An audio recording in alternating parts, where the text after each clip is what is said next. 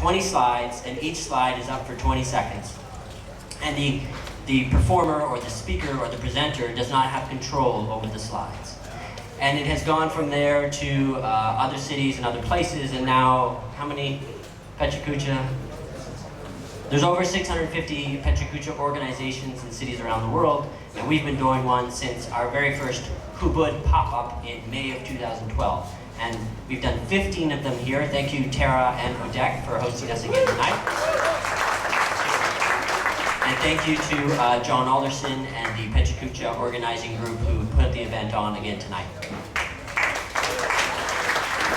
So that's the brief on PECHA KUCHA. Ubud, which is the co-working space here in Ubud, was one of the first events that we produced for our pop-up, and we continued doing it since then. And because myself and John are co-founders of Ubud along with Steve, that's how we're connected to the event, how Ubud is connected to the event. Okay, so I think that makes sense. We're going to get started, I guess, with our first speaker. We're going to jump right into it. Now, I should say, before I announce the first speaker, we had one cancellation today, so we're down to 5. However, this being Ubud, we have a very special guest who will perform at the end of the night, and I will not say anything more about it, and it is not this man yet. It is someone else. Although he could do a very good performance, and maybe we should invite him. He's an excellent dancer. He builds things well, but he's a good gardener. But he will not be presenting later on. It will be someone else. Also here. Sorry. Okay, so let's get things started.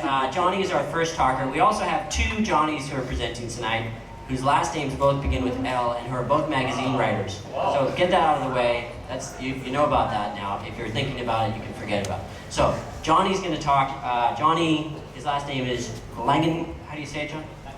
Langenheim. He's originally from the UK. He's been living in and out of Bali for the past 10 years, mostly down in Canggu, which we will let go for this time.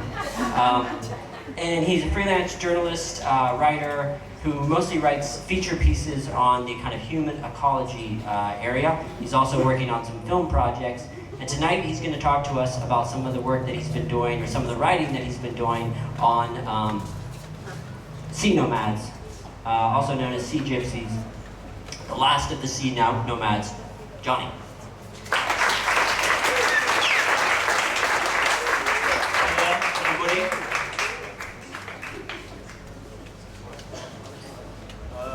Yeah, I'll just kind of lean in.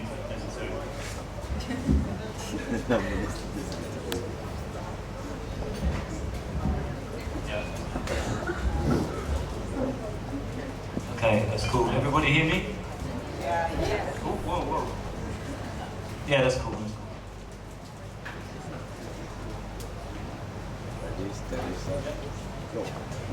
Okay, first of all, a disclaimer. The photos you're about to see were taken by my very talented young colleague, James Morgan. I'm mainly a writer, producer, stroke kind of arm-flapping guy. I've got a lot to get through now.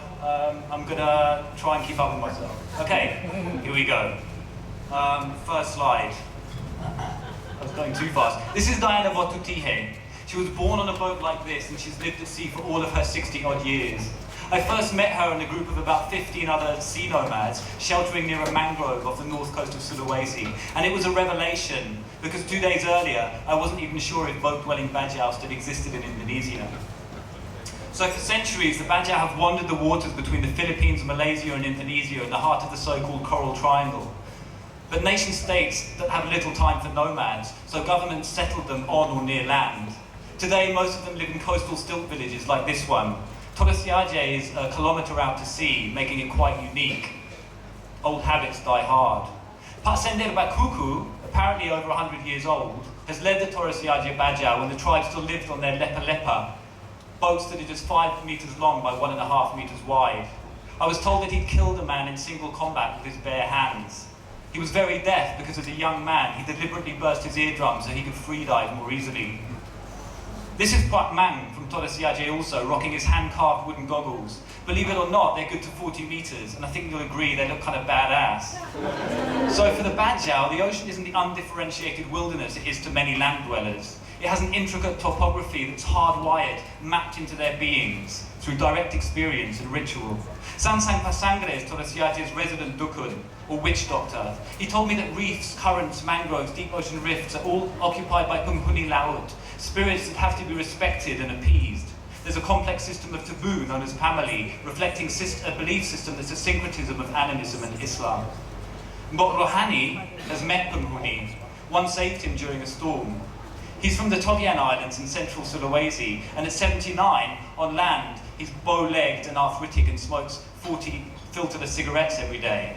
But underwater, he's all fluid grace. I asked if he could still free dive, and he promptly swam to the seabed and sat on a rock for over a minute. So, as well as fishing, the Bajau hunt with panna, handmade spear guns of wood, tyre rubber and scrap metal. Traditionally, they'd free dive to depths of 30 or 40 metres in search of oysters, sea cucumbers and big pelagic fish. But the massive human pressure on marine resources in the Coral Triangle over the last few decades has changed all that. The Torresiaje Bajau told me that they have to go further and further from their village to catch anything. Jackmin here is an octopus specialist who uses a lure to entice his prey from his hole. He told me there was precious little to be gleaned from the shallow reef anymore. Commercial overfishing and destructive techniques have left a wasteland of broken coral around the village. Remember Kwak Mang with the Bajau goggles? Here he is using a tire iron to pry clams from the reef. He spent an entire afternoon gathering enough for his wife to make a thin stew for dinner. To me, this looked like extreme subsistence, almost scavenging, and I asked myself the question, are these guys still living on their boats out of sheer poverty? We spent the night out there with the Bajau. This is Ibu Ani Kasim and her son Ramdan. She sang haunting songs at the sunset, and I remember a moment of visceral wonder. This way of living felt so elemental, a raw, unfiltered communing with nature. Annie was desperately poor, but she couldn't imagine living any other way. But the next day, on the way back to Torresiaje, we encountered a group of teenagers compressor diving, using an onboard engine to pump air through a garden hose. They were lucky as they had a regulator. Usually the hose is just stuck in the mouth. It's a lot easier than free diving. You can go down to 40 meters and stay there, which is increasingly necessary if you want to catch anything. And why use traditional methods when you can use a bomb? It's easy to make. All you need is potassium nitrate from fertilizer, sandpaper, matches, and a soft drinks bottle. In the 90s especially, trade was roaring for heru. All the local fishermen would buy his explosives and blow up entire shoals, unfortunately taking the coral reefs with them. Of course, dynamite fishing has its hazards. This Bajau mother, whose husband died compressor diving, made bombs to feed her children. One day she was tamping down fertilizer when a spark caused a huge explosion that took both her hands and one of her eyes. I met numerous fishermen too who'd been maimed by premature explosions. And then there's cyanide. Chinese fishermen first taught the Bajau how to mix potassium cyanide and use it to stun valuable reef species like grouper and Napoleon wrasse, which are worth far more alive than they are dead. Combined with compressors, it's proven an effective way of devastating fish stocks and killing off divers who have no knowledge of decompression sickness. All of the Bajau I met had friends who'd been killed or crippled by the bends after spending far too long at depth without safety stops. They just call it cramp. Fishermen deliver their catches to floating cages. They're paid by weight, a fraction of what the fish fetch in their final destinations, but by far their most lucrative catch, until they wipe them all out, that is. Fish that look too sick, like this one from a cage near Wakatobi in South Sulawesi, are injected with tetracycline, an antibiotic commonly used in humans to treat chlamydia and acne. You can just make out the bulging eye on the grouper, which indicates cyanide was used. The fish needs to be healthy because it's about to embark on a long and very stressful journey. So boats collect the fish once or twice a month and transport them to Bali. They're then taken by truck to holding facilities. Then they're flown to Hong Kong. The mortality rate can be phenomenally high, but that doesn't matter because consumers are prepared to pay top dollar for these fish. We're talking about $1 billion a year industry. Live grouper and wrasse are everywhere in Hong Kong, mainland China, Taiwan, and other Southeast Asian cities. You've probably seen them in tanks in seafood restaurants. Typically they sell for more than $100 a kilo, and a 40-kilogram Napoleon wrasse can sell for well over $5,000. The demand is huge, and this explains the cyanide shortcut. So Hong Kong accounts for a whopping 50% of the trade in live reef fish, also acting as a conduit to mainland China. These species are ubiquitous dishes at banquets and formal events. Prestige-like items, once only available to the rich, now easily available to a burgeoning middle class. The industry could be sustainable, but for now it's completely unregulated and very corrupt. So finally, this is Enal playing with his pet shark, and these are my questions. If the bajau is so intimately connected to the marine environment, how can they destroy it? 1,000-year-old heritage is being eroded in decades. They continue to be marginalized, but shouldn't we be listening to them? What if the next generation of bajau became custodians of the environment instead of destroying it?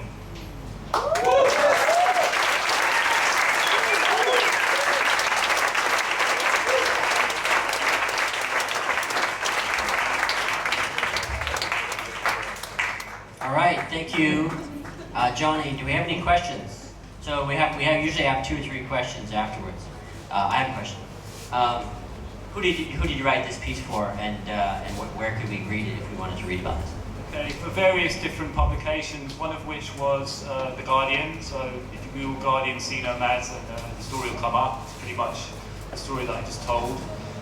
There's also a film that James made for his final piece of his photojournalism course, which I kind of produced alongside him. If you Google People of the Coral Triangle, you can watch that. It's a 10-minute film, and he did a really bang-up job of it. It won a Vimeo pick, so check it out. Any idea about how many of these people there are, and are they concentrated around Sulawesi, or? Okay, so just to answer the first one, the Sama Bajau is the official term. Bajau Lao is sea nomad. Some people call them sea gypsies, but it's not particularly PC term. They certainly don't call themselves that. The Bajau are actually throughout the kind of what used to be called the Malay archipelago. So you find them in the southern Philippines, through Indonesia, many in Sulawesi, and the ones in Sulawesi are known for having retained authentic Bajau culture. Also in Malaysia, there are many boat-dwelling bajau around Sempurna, just off Borneo. Yeah. How do you share your time between filming and shooting the pictures? Yeah, he's just asking how you divide the time between filming and shooting pictures. I mean, as I said, I work mainly as a producer, arm flapper, kind of makes things happen. I'm a B camera, I shoot as well, but I know that when I'm shooting with James, he's reluctant to try and shoot projects that are both video and stills, because it's quite difficult to kind of switch between the two. You're best if you're making video, just to go, if you want to do it really well, it's best just to do that. Sorry I didn't look up everyone up there.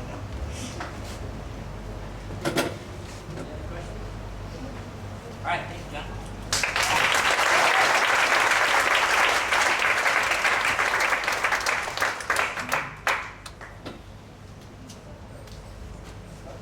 All right. Our next presenter on the screen, her first name is Sulis, but that's actually hiding something. Her actual first name is Kutut, which means she's Balinese. She grew up here in Bali, but she left Bali in 2000 and moved to Singapore and worked as a user experience designer for 12 years in Singapore. Eventually, her and her Balinese husband decided they wanted to move back to Bali, and so in 2012 she came back to Bali, and she's now living and working here in Denpasar. And tonight she's going to talk about being a stranger in her own country. Sulis.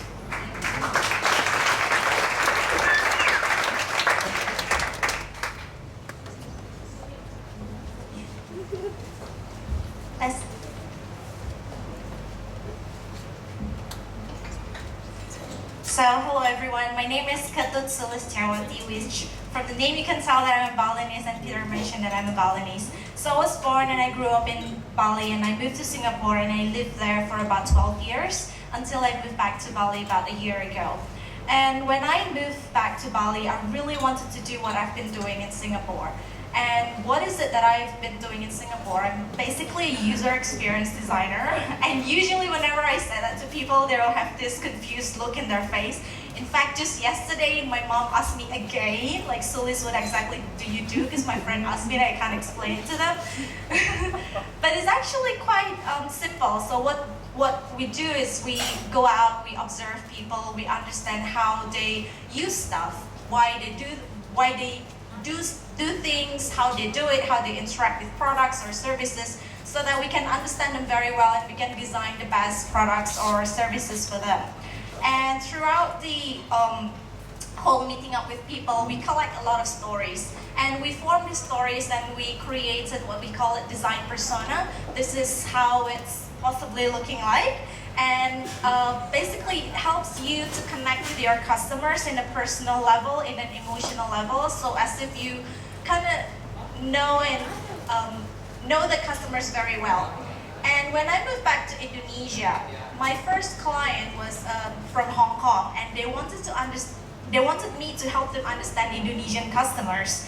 And they hired me because I'm an Indonesian, and as Indonesian, I would know about Indonesian customers very well, should I? No, it's not quite true because I've been away to Singapore. I've been in Singapore for a long time. I don't know how Indonesian customers behave. And it's actually a very challenging situation. I was really struggling, like what should I do? How can I fake it in front of them as if I know Indonesian customers very well? But it turns out to be quite a blessing for me because I don't know, and then I tell them, hey, the best way for you to know your customers is to research with them. And because of that, they're pretty convinced. And because of that, I managed to grow a team of 4, and they're all there. I managed to work with fabulous people here in Bali. And this is what we have been doing in the past few months. We go out, we visit people in Indonesia, in Jakarta, and Surabaya, and different cities. We try to understand and have fresh perspectives about who they are, and we challenge our earlier assumptions of what we know about Indonesian customers. And that turns out to be great because we managed to get a lot of new insights, a lot of new perspectives. One thing that's very fun about visiting Indonesian customers is always lots of food and lots of drinks, and they serve us like a guest. I can't remember when was the last time I was offered a glass of drink when I did home visits in Singapore or overseas. So it's not just about the business over here. And people welcome us with open arms, they share their stories. Privacy is less of concern.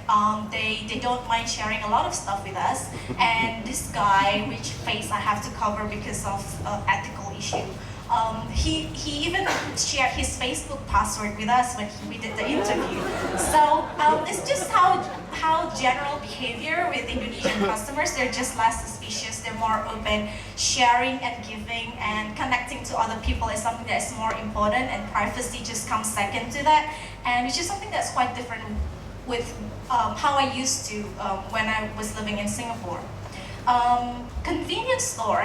If you know convenience store in Singapore, it's always very tiny and it's like in the end of MRT, very tiny. You have to go there and swiggle and grab food. But Indonesia is a hangout place, and they have this term Sevel, which is cool. When you go there, it's free Wi-Fi, you get power plug, and there's even live music and some of the Sevels around in Jakarta.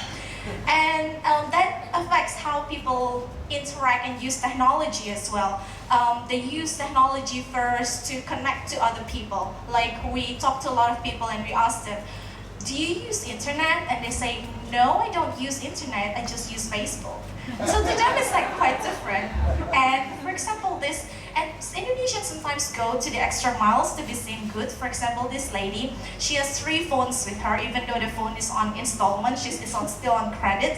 And when we went to her homes, it's actually very modest, and I wouldn't have guessed that she lives like that if I would just, see her on the road with her 3 gadgets.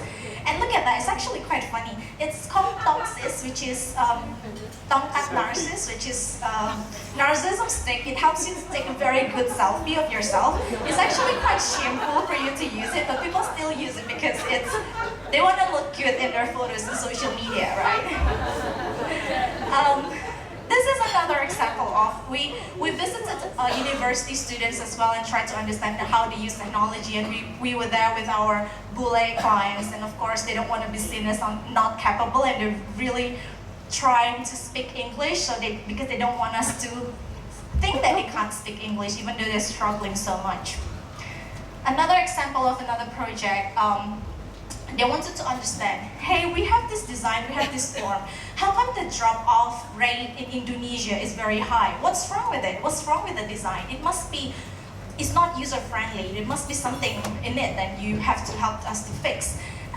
Maybe there is something wrong. It's not very user-friendly. The form is not very well designed. But the bottom line is that people here don't like to complete and do a lot of stuff on their own. They prefer to make a phone call to the customer service and get things done for them. Because in Indonesia, there's always somebody else down the chain who will do the work for you because there's just so many people here.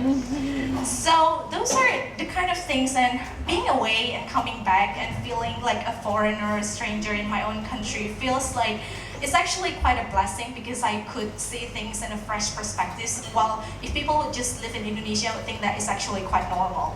So in the end, to summarize this, that feeling of very uncomfortable at the start turned out to be great. So the message is don't get too comfortable, because if you are, then you stop looking. So are you? Thank you.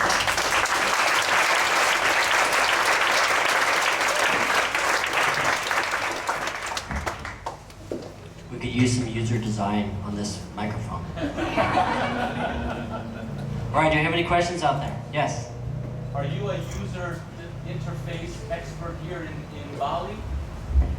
I would like to say yes, and my team is there, and we're actually doing a lot of work out of Bali for local and overseas clients. Is this for the same company that you work for in Singapore? No, it's different. I started my own company after I moved back to Bali.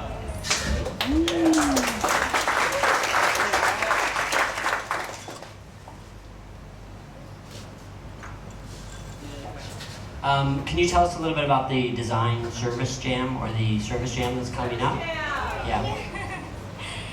So we are organizing the first Bali service jam that's going to happen on the 8th and 9th of March. It's part of the global service jam where on the same day, on the same weekend, all over the world, people will get together and design, develop, deliver new services that is useful for people. So we are gonna host it in Ubud. Thank you, Ubud, for allowing the space for all of us to be there. And it's gonna be a lot of fun. And we are around for you to ask questions, and we have flyers for information as well. Any other questions? You noticed also that she got a PhD. Whoa. Whoever did her intro, terrible job. Left that out, fired. Any other questions? All right, thank you. Sulis.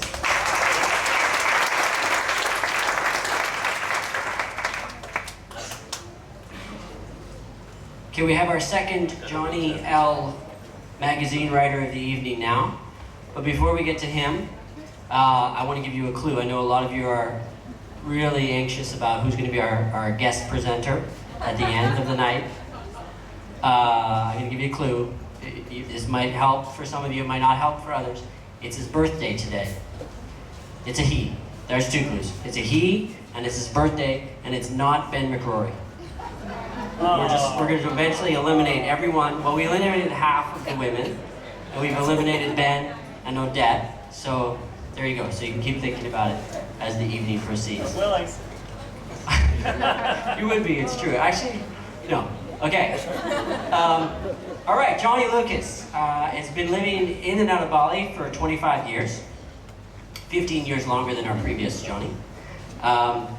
He's originally from Toronto, Canadian, fellow Canadian, and he's a writer who's written a lot of magazine articles, but also, and this is where he's going to touch on tonight, he's written over 1,000 speeches and presentations in his career, many for different kinds of people, for politicians. He helped one of our previous presenters at PECHA last week, I won't say who, with their presentation last month, with their presentation. It was the best one of the night, just in case you were wondering. So he comes recommended. And he's worked with, if this is for my Canadian brethren out there, he's worked with both Liberals, Conservatives, and NDP. Does anyone know what the NDP is? McCrory would, because he won on Jeopardy. No. All right, and tonight he's going to talk about how to make a presentation. Johnny Lucas.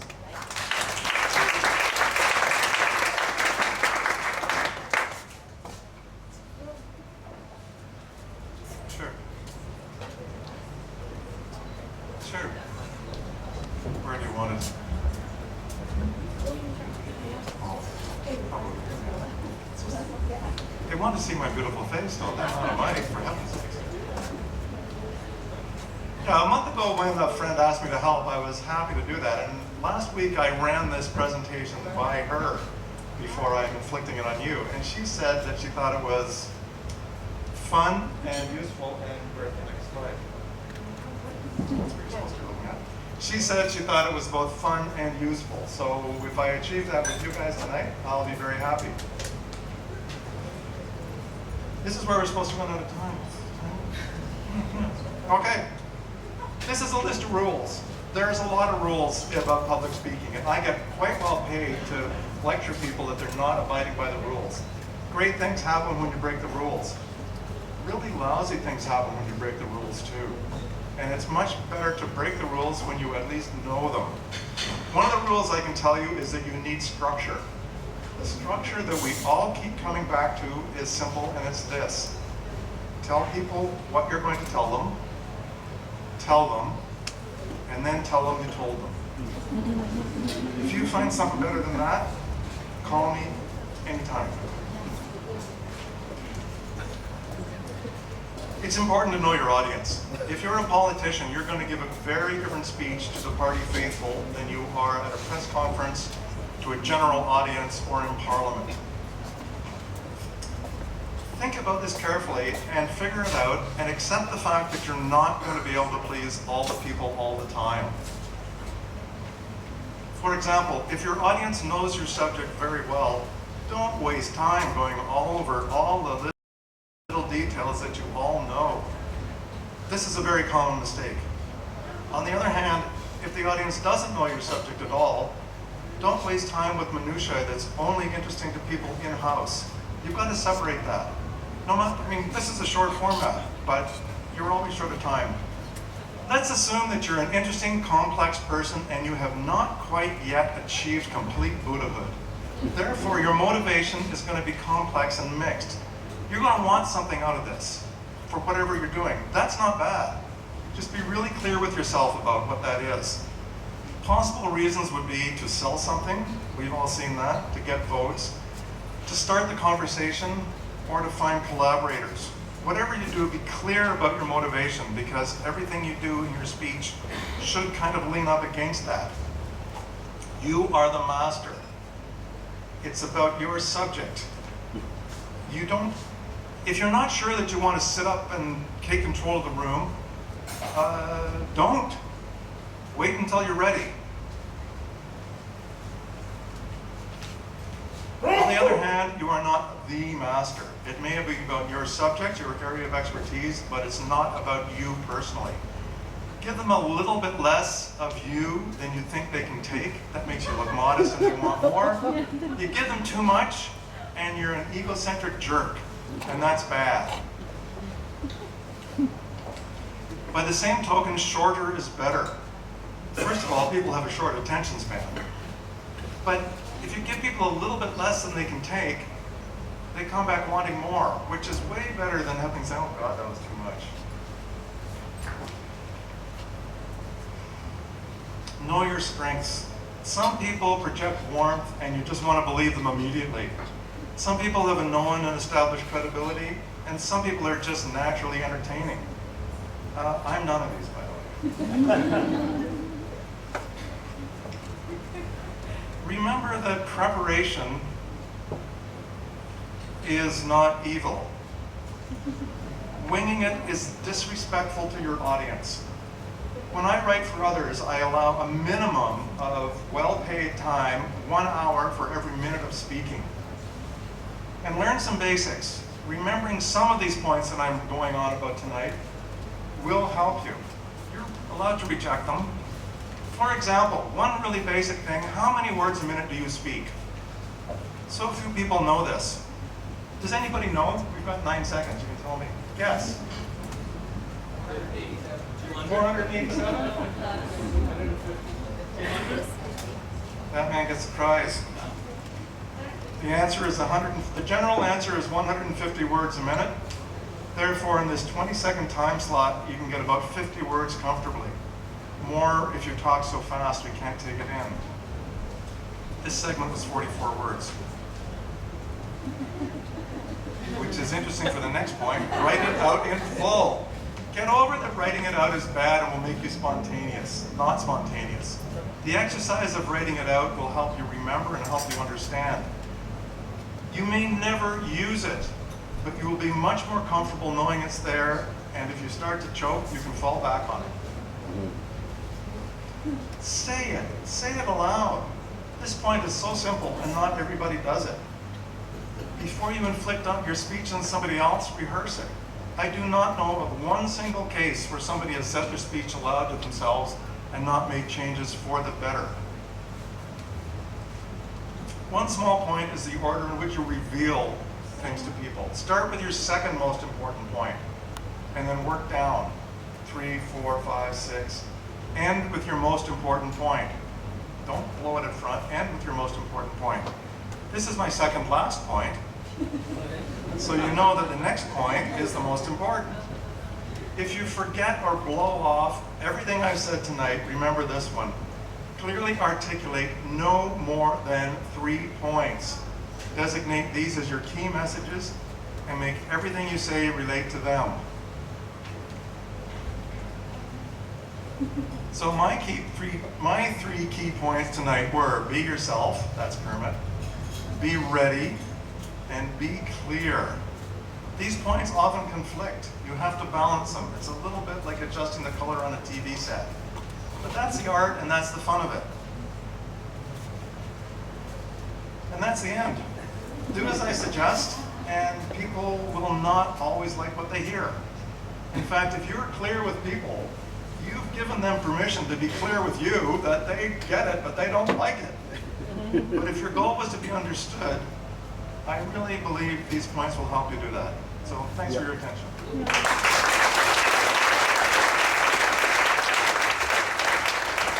Thank you, Johnny. Now, we actually have a first for this evening, which I really appreciate. And we have the questions already right here. I mean, if part of your goal was to be prepared, success. So, question. My reasoning was that my fellow Canadian here is often too nice. So if you're not Canadian, you can't say that about us, but we can make fun of each other. All right, so I'm not sure we have time for all 5 questions. No, any question? No, I'm joking. What makes you such an expert? Okay, the question is, what makes you such an expert? Frankly, experience. I'm not a really natural speaker, and I find it interesting to look at people that have. It's really something to write a speech for somebody and then show up and watch them deliver it. And sometimes it's like, oh my God, did you get the pages in the right order? And sometimes I'm reading it and I'm laughing. And I say, did I write that? And I'm looking at my script, yeah, I wrote that, but he's delivering it. So that's such an amazing learning experience. And you know, you get to push your failures out there and make them, somebody else wear them. Why do you write for conservatives? To me, they're characters. I write for people that are democratically elected, and I reckon my choices are to work for them or kill them. I've considered kill them, but by giving them their voice, I make it clear what they're saying. And a lot of people try to dumb it down or apologize for them. I don't. If they're saying we need to close the libraries, my speech says we need to close the libraries, and let the voters react to that. Let's not couch it. I figure they've gone through the process, they have the right to be heard, and I kind of think that I'm speeding up the process of getting them booted out of office.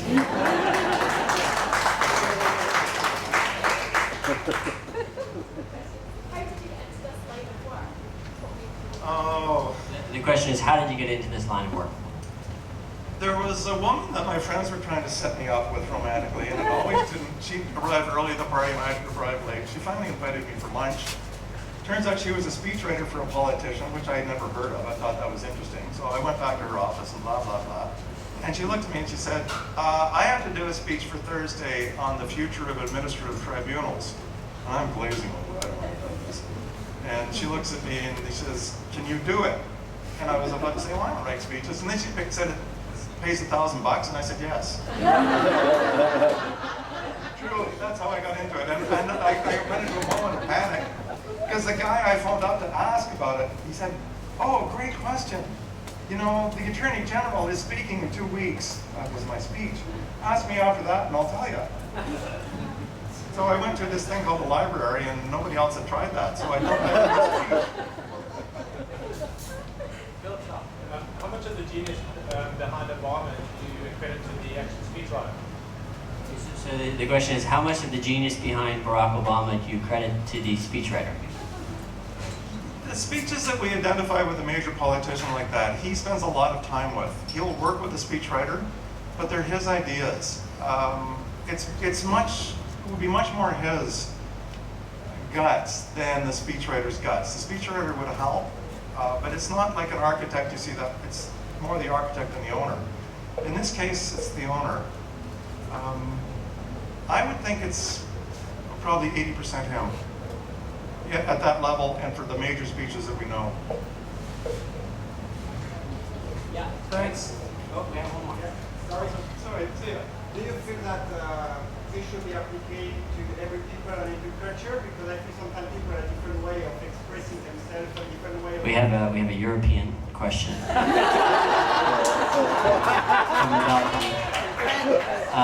The question is, do you feel that this is applicable to every people and every culture? Absolutely not, but on the other hand, absolutely yes. I think you should consider these rules because they've worked very well for many people. You always have the permission to throw them away, but you should try to make sure you got something better to replace it with. I mean, if you want to rattle on about some point to show your passion and can communicate that, great. That's the way of how we are used to seeing and present to the people, but in other cultures they seem totally different. I mean, I'm a Westerner, I'm not pretending I'm not. This is a very linear, direct way where we value clarity. In a lot of cultures, clarity is not the way people are comfortable communicating, and they're more circular. But when you've got, 20 slides of 20 seconds, I mean, I don't have time to blurry.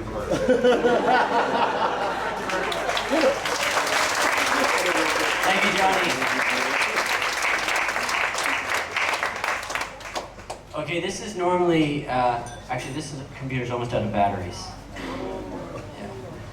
I was gonna say this is normally the time in the evening when Steve Monroe, who is ubud co-founder and all-around good guy, comes out onto stage and gives a little song and dance about ubud and about how you should go there and hang out with people like Philip Shaw and et cetera, et cetera. Steve has gone away for tonight. So we're just going to skip over that whole thing. Except to say it's really busy at ubud these days, and it's probably better if you don't join.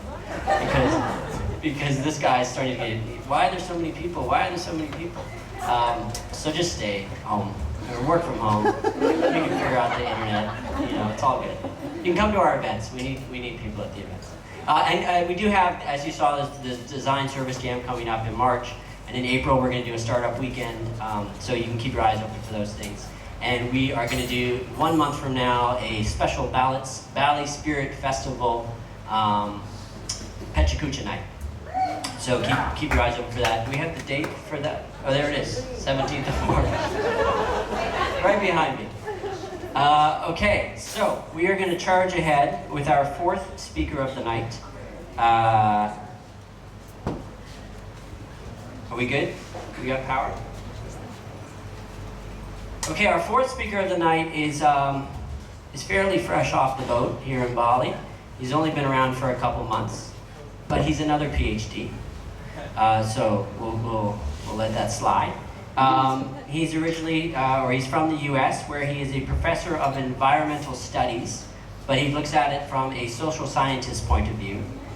He did his PhD at Yale in social ecology, and what he's spent most of his career doing is studying environmental organizations and why they succeed or why they fail. So tonight he's going to be talking about trust and collaboration, and his topic is making projects work, some thoughts on trust and collaboration. Mark Stern.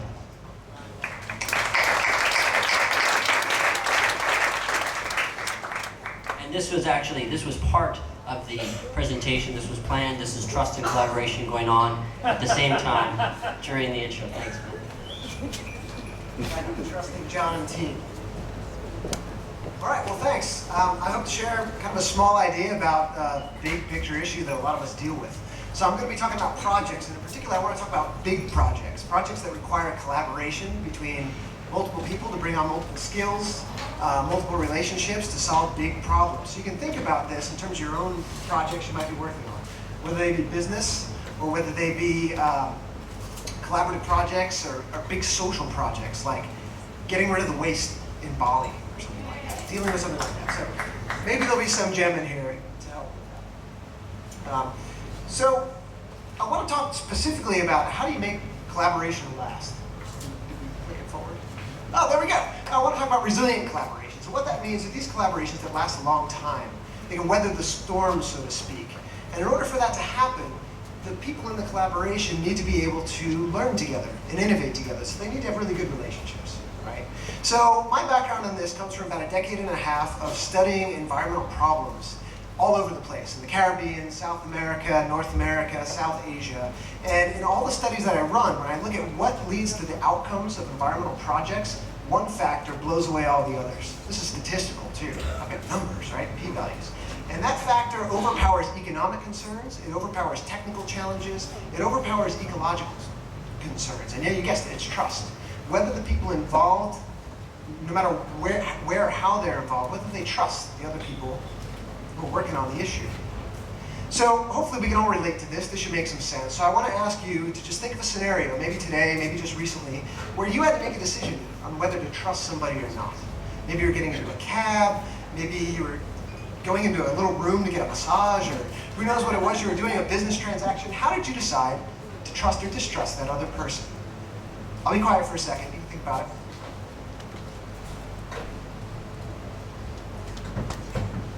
It's kind of a tough question to ask yourself, right? Trust is our willingness to accept vulnerability in the face of uncertainty. Right? So I'm going to share with you 4 ways that we as human beings make those decisions to trust. And hopefully this will make some sense about projects shortly. So one of them is sort of innate within us, 2 are interpersonal, and 1 is really about context. So the first thing we can think about is dispositional trust. Some people are just really trusting, and some people are really distrusting. So what do we do with that when we want to work on a collaborative project and bring people together? Well, honestly, there's not a heck of a lot we can do with that, except be careful about the assumptions we can make. Right, so I'm going to put up here the most recent international poll on trust in major institutions. And if you look at this, across the world, less than 25% of people trust the major institutions that we all rely upon. That's pretty striking. So if we can't do much about dispositional trust, what kind of trust can we do things about? Well, let's get to the interpersonal trust. So the first type I want to talk about is rational trust.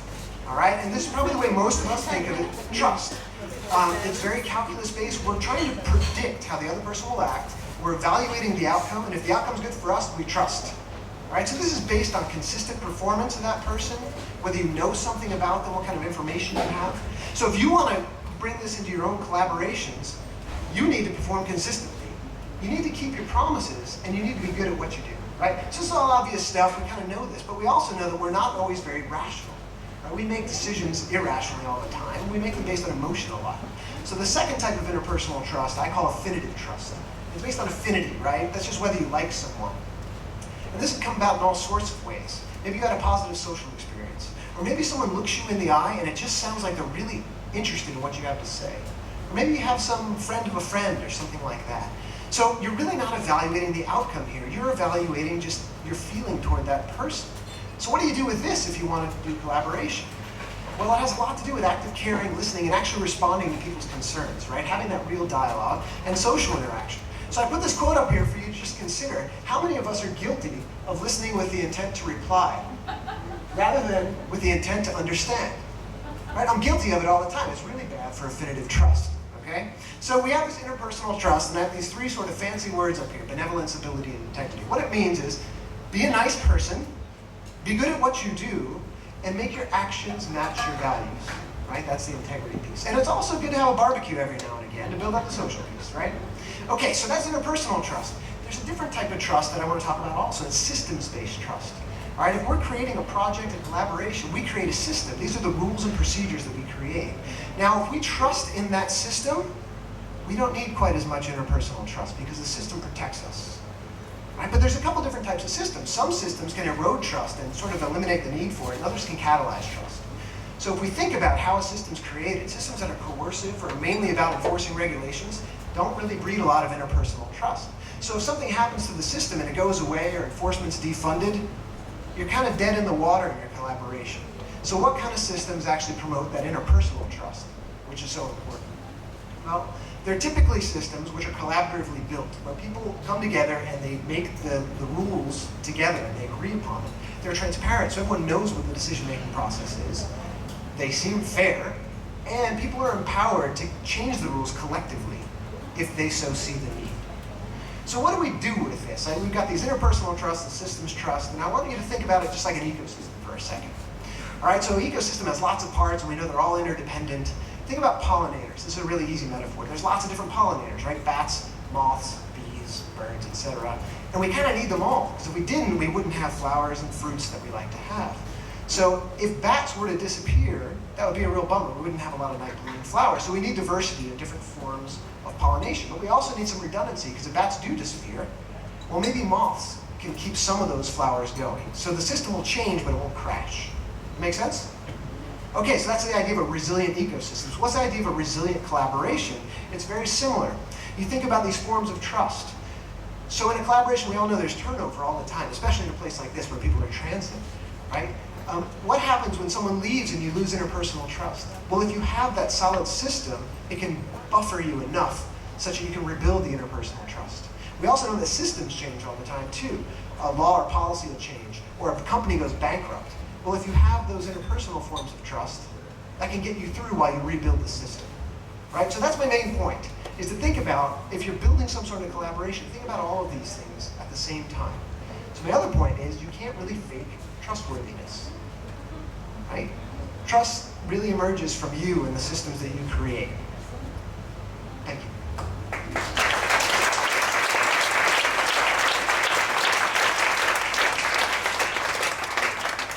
Thank you, Mark. Or should we say, Dr. Stern? Mark's back. Questions?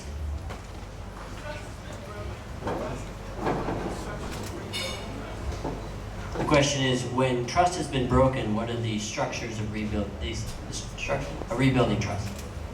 Yeah, this is a really tough thing, and it kind of depends on the type of collaboration you're in and how many people are involved. Because you think about these things, it's not like, all right, we have X collaboration, which has X level of trust. There's like 100 different relationships in there. So the answer is probably, there may be 50 different approaches, and maybe 3 or 4 of them work. But there's a whole body of research on that. If you want to learn about it, I can get you some papers and books and stuff about it. It's really interesting stuff. Yeah, I wish I had an easy answer.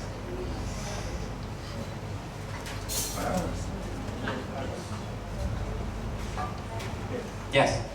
So, I understand you're new in Indonesia, and I'm just curious if there have been any studies done about cultural differences in trust. So, for example, Sulit was talking in her presentation about the tendency of Indonesian consumers to be more trusting and more or less concerned about privacy, more willing to divulge information. And you look at the rugged West and the individualist culture of America. Damn it, I'm not going to tell you anything. So, just curious if that's been looked at an academic level, research, scholarly research. So the question is there any cultural differences in trust, and has that been looked at in an academic setting?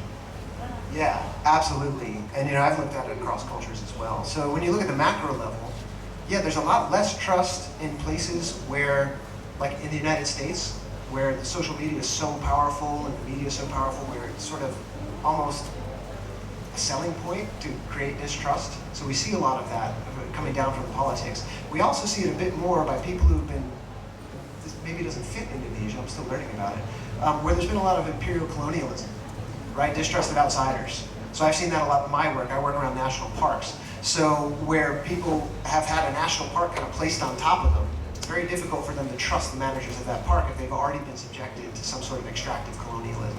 So yeah, it's very context specific, but I would argue that these general concepts, rational, affinitive, systems-based, and dispositional, I mean, they're different everywhere, but you can apply them to think about it in different contexts.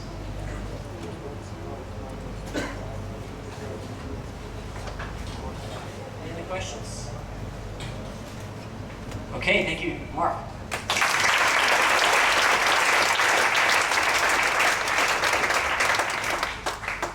Okay, our last scheduled presenter of the evening, because of course you all know we have the surprise presenter. Do I have another clue? It will involve a performance. This is another clue. This final presentation, this final presenter, it will involve a, we could call it a musical form that was basically started in the 1980s. 70s, 80s. I hope that didn't give too much away. Right. Okay, our final presenter, or like I said, our final scheduled presenter, our final PECHA presentation of the evening is by Umi. Umi has been living in Bali for about 6 months. She's originally from Jakarta. She's the current event coordinator at the Yoga Barn. She's extremely passionate about traveling, and she's also passionate about event coordination. Right, Robin? Where's Robin? Yeah. And she is talking about a very cool project tonight that she's been working on. It's called Spreading Smiles with Bingka Nusantara. Umi.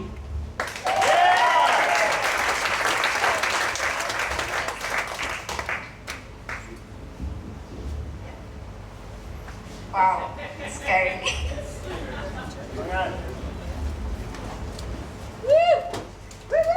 Okay, I'm here to share you about my social project with my friends.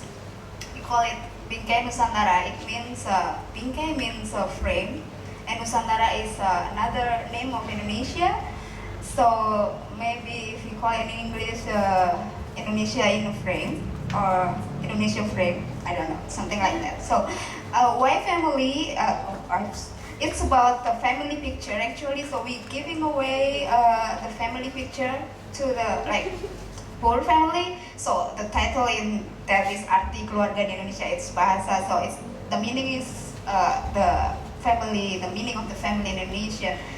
So we give away the picture like this. The family is when we have a project here in Bangli, Pengotan, and in Bali, if you have event and it's about family, you have to do it in a Hari Raya. And it's the first project that we had at West Java. If you recognize, the background is different from the previous picture. It's just the wall of the house, like bamboo wall. So it's so simple. And what do you think to see these pictures? It's touching for me. It's like this girl didn't want to see the camera, but the mom wants her to be in the frame. So just like that. And this is how we do it. The technical. First, we bring like a full equipment of studio lighting. So it's like a tripod, the umbrellas, and also the flash. Like if you really go to the studio like that, so everyone who come will like, oh, it's really in the studio. It's not like you just bring your pocket camera and make it picture. And usually we also provide the makeup artist or stylist, so everyone who didn't have a makeup on can ask for like lipstick or something. And we ever had a project at parking lot, so we have to bring a backdrop. It's like just a very simple backdrop with a fabric, and it's only like in front of the warung. And we also have the choreographer. The woman in pink is the choreographer that like, please do this, please your hair like this. Sometimes, you know, when the villagers make a picture, they just like this and no smile. So we have to encourage them like, smile, smile, like that. And we already done this project for 5 times. 3 times in Jakarta, 1 time in West Java, and 1 time the last one is in Bali. And everyone asks me why you do this project, and John, everyone who know me, and it's free. It's just free project for them. Like, we ask them to come, shoot, make a picture, and then give it back with the frame, and it's free for them. And sometimes the question that you got is, do I have to select some certain political candidate? Like that. And this is the final of our project. We made the stickers just to make us remember who give a donation for the project, and then we give them with the frame. And this is our last project. We finished all the work of putting the photos into the frame in the head of the Banjar house at Bangli. And the feeling when you did it is priceless, amazing. I don't know. You have to feel it yourself. And we ever had mountainous village, so we carry the picture and frame, and this time we also brought second-hand clothes to give away to them, and it's heavy. And yeah, you all know this quote, happiness is only real when shared. And yeah, the moment you give the frame to them, oh my God, that's why we did it. We're happy just to see them happy. It's like, see how happy she is. And the truth is, this time she was yelling to everyone like, hi, the picture, like that. And I was crying at the time.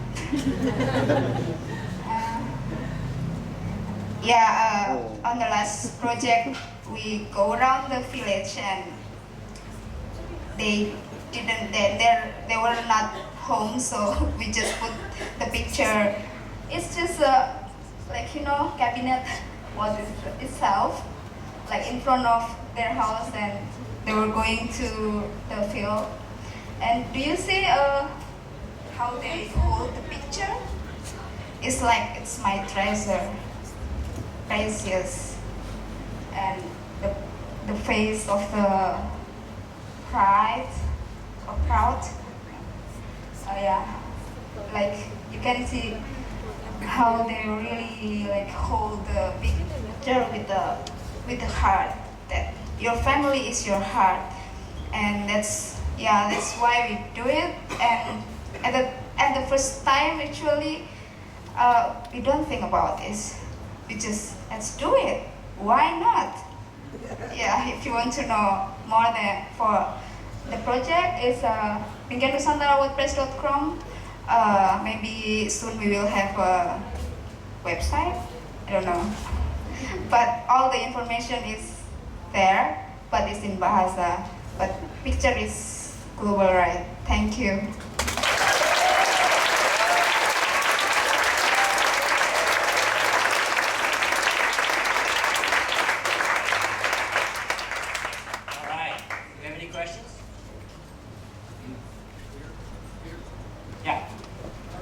Are donations mostly for the families that you take pictures of, or for outside sources? Donation is from our friends. Just right after we've done the photo shoot, so I will spread message to all my friends. Hey, we're doing this project, and it's about 40 families or something, and we need this much of money. It's not much. It's only 40,000 per family. It's for prints and frame. So I want to challenge all of you here. I know that you're a traveler. If you go somewhere and you stay in someone's place, make them a good picture, print it and send to them. It's not much, just maybe a couple bucks, but you will see the happiness that come from them will just go through you, and it will make me not stop doing this project.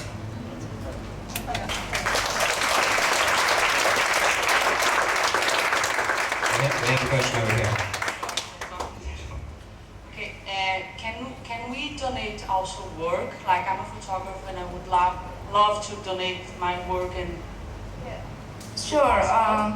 Actually, my plan for the next project is here in Kintamani, one of the poorest area in Bali, but we still has not confirmed about this. The head of the village still didn't contact me, so yeah, we really we happy to if you want to join, but usually we have small team, you know.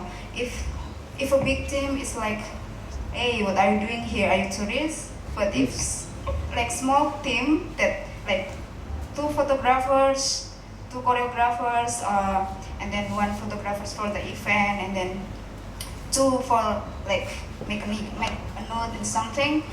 So usually it's maximum 10% that I bring to the event. But sure, you can join with us if we have the next event here. Yeah, and we're open for you if you want to doing in your village now that you stay. It's open. Just contact us and we will support you. Okay, thank you, Ruben. Thank you, Ruben. Okay, before we get to just testing this mic, Odek, is it working? We're going wireless here for our final presenter of the night, the surprise performance. Before I introduce our final surprise performer of the evening, I just want to mention 2 events that are coming up at ubud, and maybe a few that are coming up at betelNut. Anything? Tara? No, good. Nothing's happening at betelNut. No, there's always good things happening at betelNut, and there's the calendar outside on the door. On Thursday, for all of you gringos out there, that's all of you Americans, we have a special Bali Bungkus, which is our Thursday lunchtime talk series. We have a U.S. tax expert, David McKeegan, who runs an online tax filing company, is going to be speaking at noon, 12 to 1, about U.S. tax law. So those of you who are getting ready to file, you might want to come and get some free advice from David. He's been doing it for a long time. He's an expert. That's at ubud in the main conference room at 12. And then tomorrow we have something called the Think Tank, the Entrepreneurial Think Tank, which happens every Wednesday at 12. And tomorrow, and basically it's a chance for people to brainstorm and work through ideas and opportunities that they have for either existing businesses or new businesses. So it's basically a brainstorming session, and it works on a sweat equity principle. So if you've come to a previous presentation and given your feedback and given your opinions, then you can present about your own business in the future. So we have someone who went last week who gave thoughts and is presenting this week. Kate McCready, who's a ubud member.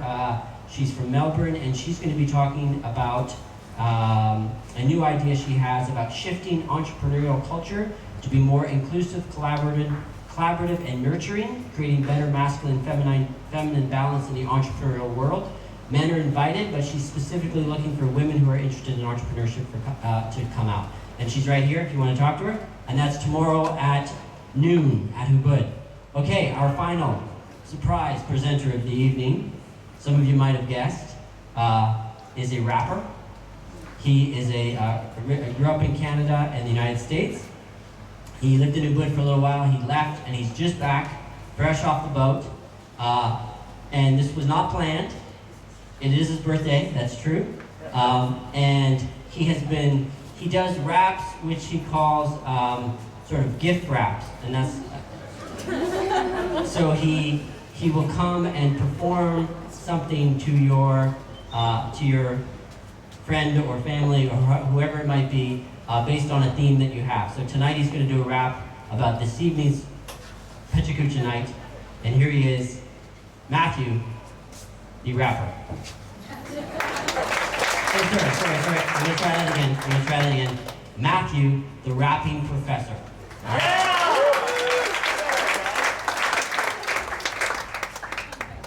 Thank you very much. So we seem to have lots of PhDs tonight. I'm the rapping professor. The rapper Kanye West said, so what? That's not very impressive, PhD. I got a pretty huge... All right, so here we go. I'm Matthew, the rapping professor, and this is what I do, bringing these original gift raps to you. I had no idea I'd be on stage tonight. It came together spontaneously, to my delight. PECHA night 16 in Ubud. Did you love it a lot? Yeah! Did you think it was good? Yeah! 18th of February, or February, either way, just really happens that today is my birthday. Thank you. Thanks to all our speakers. I hope you have no regret. 20 slides for 20 seconds. That's all they get. Last of the sea nomads detail Johnny Langenheim. Living out their outlaw lives surely is no crime. Talking about being a stranger in her own country was the lovely and talented Sulistiawati. Johnny Lucas dished on how to make a presentation. Follow his guidelines and you'll cause a big sensation. Making projects work with trust and collaboration was Mark Stern's message to the gathered congregation. Now you're supposed to say, yeah, congregation, that's us. Lastly, spreading smiles with Bingkai Nusantara brought smiles to all of us, did Umi Aktadia. Thanks so much for hosting us, Tara, Peter, John. Looking forward to next time. Let KUCHA shine on! Terima kasih banyak.